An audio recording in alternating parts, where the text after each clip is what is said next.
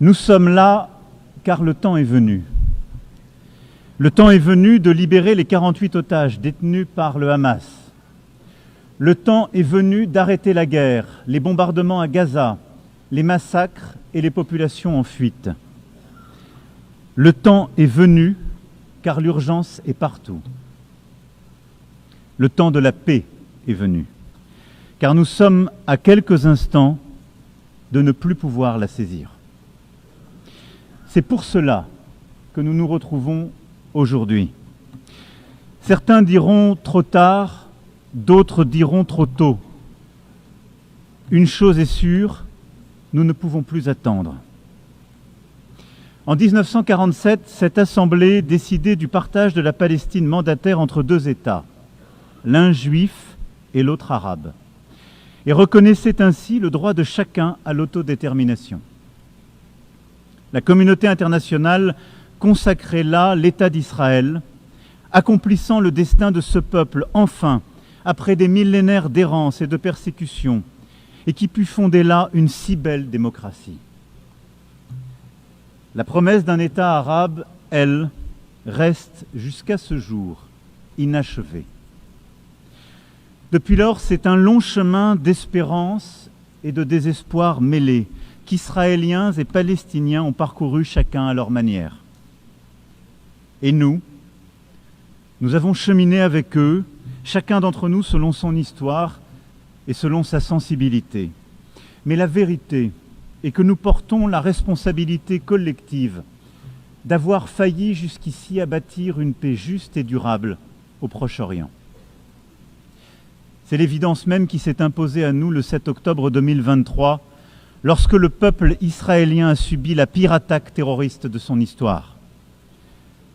1224 hommes, femmes et enfants tués, 4834 hommes, femmes et enfants blessés, 251 hommes, femmes et enfants enlevés. La barbarie du Hamas et de ceux qui ont collaboré à ce massacre a stupéfait Israël et le monde. Le 7 octobre est une blessure encore vive pour l'âme israélienne comme pour la conscience universelle. Nous la condamnons sans aucune nuance, car rien, jamais, nulle part, ne peut justifier de recourir au terrorisme. Nous pensons en ce jour aux victimes et à leurs familles. Nous disons notre compassion aux Israéliens et exigeons avant toute autre chose que tous les otages encore détenus par le Hamas soient libérés sans aucune condition. Nous, Français, avons rendu un hommage national à nos 51 compatriotes assassinés ce jour-là et à toutes les victimes du 7 octobre 2023. Nous ne les oublierons pas, jamais. Comme jamais, nous ne cesserons le combat existentiel contre l'antisémitisme. Français, nous savons la morsure du terrorisme.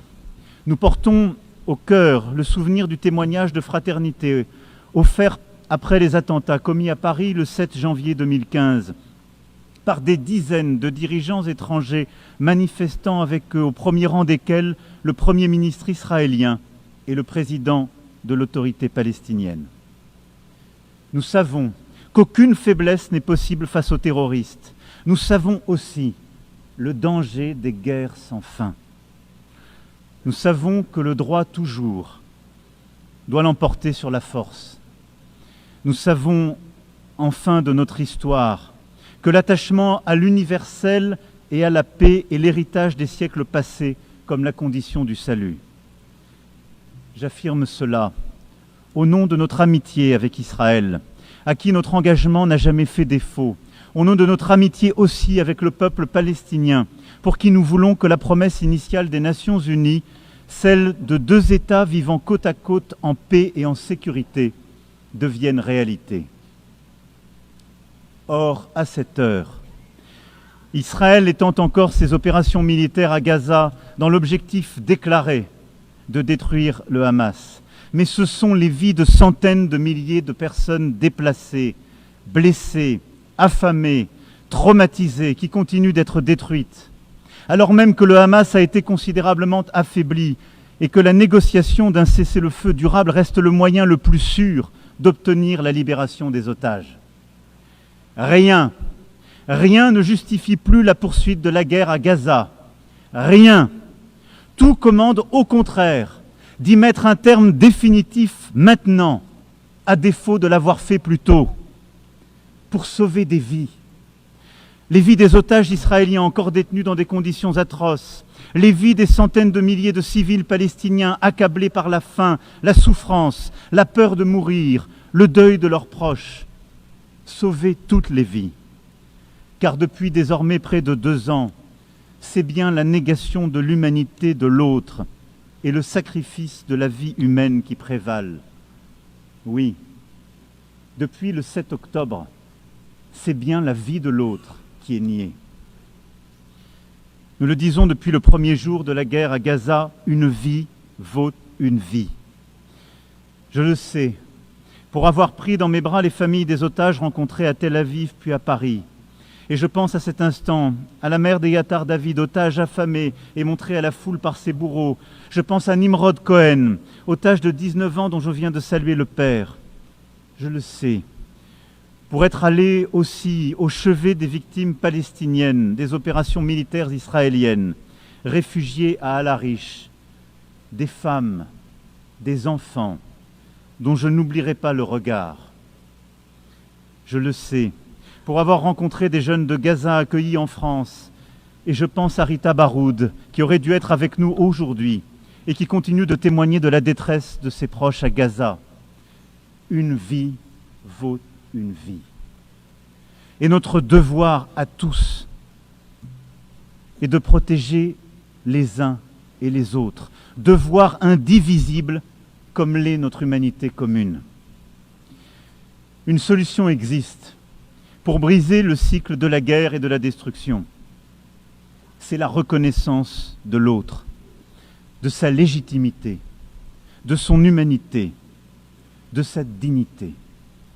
Que les uns et les autres rouvrent les yeux et voient des visages humains, là où la guerre a placé le masque de l'ennemi ou les traits d'une cible. C'est la reconnaissance qu'Israéliens et Palestiniens vivent dans une solitude jumelle, solitude des Israéliens après le cauchemar historique du 7 octobre 2023, solitude des Palestiniens à bout de force dans cette guerre sans fin. Le temps est venu, car le pire peut advenir. Qu'il s'agisse du sacrifice de tant d'autres civils, de l'expulsion de la population de Gaza vers l'Égypte, de l'annexion de la Cisjordanie, de la mort des otages détenus par le Hamas, ou des faits accomplis qui changent de manière irréversible la situation sur le terrain.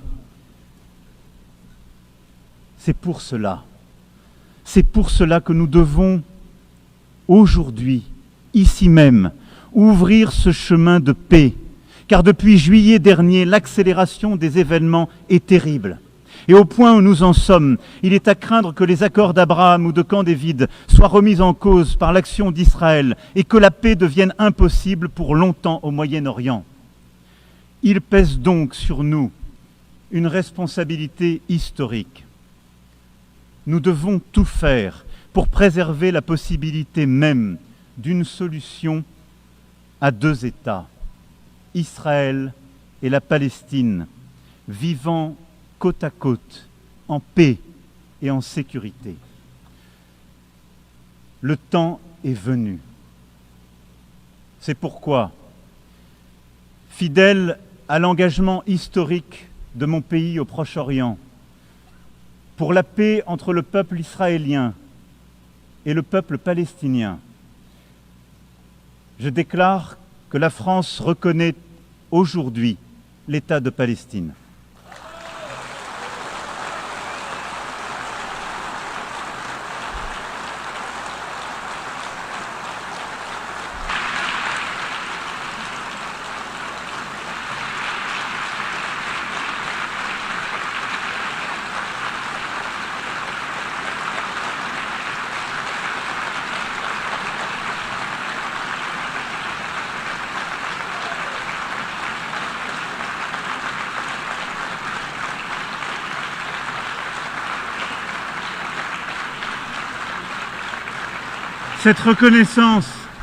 Cette reconnaissance est une manière d'affirmer que le peuple palestinien n'est pas un peuple en trop, qu'il est au contraire ce peuple qui ne dit jamais adieu à rien, pour parler avec Mahmoud Darwish, un peuple fort de son histoire, de son enracinement, de sa dignité.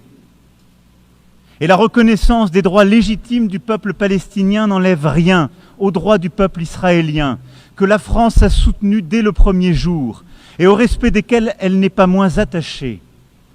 Précisément car nous sommes convaincus que cette reconnaissance est la solution qui seule permettra la paix pour Israël. Jamais la France n'a manqué à Israël quand sa sécurité était en jeu, y compris face aux frappes iraniennes. Cette reconnaissance de l'État de Palestine est une défaite pour le Hamas, comme pour tous ceux qui attisent la haine antisémite, nourrissent des obsessions antisionistes et veulent la destruction de l'État d'Israël. Cette reconnaissance de la France est accompagnée par celles qui seront annoncées aujourd'hui, entre autres, et je les en remercie, celles d'Andorre, de l'Australie, de la Belgique, du Canada, du Luxembourg, de Malte, de Monaco, du Portugal, du Royaume-Uni, de Saint-Marin, qui ont attendu avec nous ce moment. Et saisissant l'appel de juillet dernier, ont fait le choix de la responsabilité, de l'exigence et de la paix. Cela, après le choix fait par l'Espagne, l'Irlande, la Norvège et la Slovénie en 2024 et tant d'autres auparavant. Cette reconnaissance ouvre le chemin d'une négociation utile aux Israéliens comme aux Palestiniens. Ce chemin est celui du plan de paix et de sécurité pour tous que l'Arabie saoudite et la France ont soumis au vote de cette Assemblée qu'il a adopté à une très large majorité. Il porte notre ambition commune de briser l'engrenage de la violence et de changer la donne sur le terrain. Nous avons su faire un pas les uns vers les autres, sortir de nos postures habituelles et nous donner des objectifs concrets. Il nous appartient maintenant, ensemble, de déclencher une mécanique de paix répondant aux besoins de chacun. Le premier temps de ce plan de paix et de sécurité pour tous est celui de l'urgence absolue, celle de coupler la libération des 48 otages et la fin des opérations militaires sur tout le territoire de Gaza. Je salue les efforts du Qatar, de l'Égypte et des États-Unis pour y parvenir et demande à Israël de ne plus rien faire qui entrave leur aboutissement. Le Hamas a été vaincu sur le plan militaire par la neutralisation de ses chefs et de ses décideurs. Il doit l'être sur le plan politique pour être véritablement démantelé. Dès lors que le cessez-le-feu aura été agréé, c'est un effort massif que nous devrons produire collectivement pour porter secours à la population de Gaza. Et je remercie l'Égypte et la Jordanie de leur engagement ici et rappelle à Israël l'obligation absolue qui est la sienne de faciliter l'accès humanitaire à Gaza pour aider une population aujourd'hui démunie de tout. Le deuxième temps est celui de la stabilisation et de la reconstruction à Gaza. Une administration de transition intégrant l'autorité palestinienne, la jeunesse palestinienne, accompagnée de forces de sécurité dont nous accélérerons la formation, aura le monopole de la sécurité à Gaza. Elle mettra en œuvre le démantèlement et le désarmement du Hamas, avec le soutien des partenaires internationaux et les moyens qui seront nécessaires à cette mission difficile. La France est prête à contribuer à une mission internationale de stabilisation et à soutenir, avec ses partenaires européens, la formation et l'équipement des forces de sécurité palestiniennes. Dès lors que la négociation le permettra, le Conseil de sécurité pourra décider le déploiement d'une mission de soutien civil et sécuritaire en liaison avec les autorités palestiniennes, avec le consentement des autorités israéliennes. Il reviendra aussi à l'État de Palestine de rendre espoir à sa population éprouvée par des années de violence, d'occupation, mais aussi de division et d'incurie. Il lui reviendra donc d'offrir à son peuple un cadre d'expression démocratique, renouvelé et sécurisé. Le président Mahmoud Abbas en a pris l'engagement auprès du prince Mohammed Ben Salman et de moi-même. Il a condamné avec force les attaques terroristes du 7 octobre 2023. Il a affirmé son soutien au désarmement du Hamas et s'est engagé à l'exclure de la gouvernance à venir de Gaza comme de l'ensemble du territoire palestinien. Il a affirmé son engagement à lutter contre les discours de haine et a promis une rénovation en profondeur de la gouvernance palestinienne. La France sera attentive à la pleine mise en œuvre de chacun des engagements pris auprès d'elle. Cette autorité palestinienne renouvelée est une condition nécessaire à la réussite de l'indispensable négociation qu'il faudra reprendre pour parvenir à un accord sur chacune des questions relatives au statut final. C'est dans ce cadre aussi que je pourrais décider d'établir une ambassade auprès de l'État de Palestine dès lors que tous les otages détenus à Gaza auront été libérés et qu'un cessez-le-feu aura été établi. L'exigence de la France à l'égard d'Israël ne sera pas moins grande. Avec ses partenaires européens, elle indexera le niveau de sa coopération avec lui sur les dispositions qu'il prendra pour mettre fin à la guerre et négocier la paix. C'est bien grâce à ce chemin que nous obtiendrons un État de Palestine souverain, indépendant et démilitarisé, regroupant l'ensemble de ses territoires, reconnaissant Israël et étant reconnu par Israël, dans une région qui connaîtra enfin la paix. J'attends aussi de nos partenaires arabes et musulmans, qui ne l'ont pas encore fait, qu'ils tiennent leur engagement de reconnaître l'État d'Israël et d'avoir avec lui des relations normales, dès lors que l'État de Palestine aura été établi. Ainsi ferons-nous ensemble la démonstration d'une double reconnaissance au bénéfice de la paix et de la sécurité de tous au Proche-Orient. Voici, mesdames et messieurs, quel est notre plan de paix.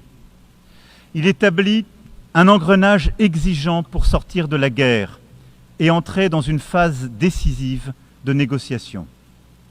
Il permet que la paix israélo-palestinienne soit le premier pilier d'une nouvelle architecture de paix et de sécurité au Proche et Moyen-Orient. Il crédibilise aussi la possibilité d'une plus grande intégration économique. Rien ne sera possible sans que les autorités israéliennes s'approprient pleinement notre ambition renouvelée de parvenir enfin à la solution des deux États. Je sais leur réticence et leur crainte. J'entends avec beaucoup de respect le peuple israélien, sa tristesse et sa fatigue. Et je veux croire que les autorités israéliennes l'entendront également et sauront s'engager à leur tour. Je sais que le peuple israélien et ses dirigeants peuvent en avoir la force. Et je me souviens du jeune homme que j'étais, apprenant l'assassinat terrible d'Yitzhak Rabin, il y a près de 30 ans, tué pour avoir voulu la paix. Au moment où la mort allait le ravir, le guerrier héroïque de l'État d'Israël venait prononcer ces mots. « J'ai fait la guerre aussi longtemps qu'il n'y avait aucune chance de faire la paix. » Cette chance existe, là, aujourd'hui. 142 États proposent cette paix, main tendue, prête à être serrée. Alors oui, le temps est venu d'arrêter la guerre à Gaza, les massacres, la mort, tout de suite. L'urgence nous le commande. Le temps est venu pour Israël de vivre en paix et en sécurité, de la Galilée à la mer Rouge, par la mer Morte, par le lac de Tibériade et par Jérusalem. Le temps est venu de ne plus discuter nulle part l'existence d'un État d'Israël et d'en faire une évidence. Le temps est venu de rendre justice au peuple palestinien et ainsi de reconnaître un État de Palestine, frère et voisin, à Gaza et en Cisjordanie et par Jérusalem. Le temps est venu de chasser de ces terres le visage hideux du terrorisme et de bâtir la paix. Oui, bâtir la paix, c'est ce qui nous rassemble ici. Et telle est l'espérance qui peut se construire, alors que pour certains commence une année nouvelle. C'est un choix à faire, et c'est notre devoir. La paix est beaucoup plus exigeante, beaucoup plus difficile que toutes les guerres. Mais le temps est venu.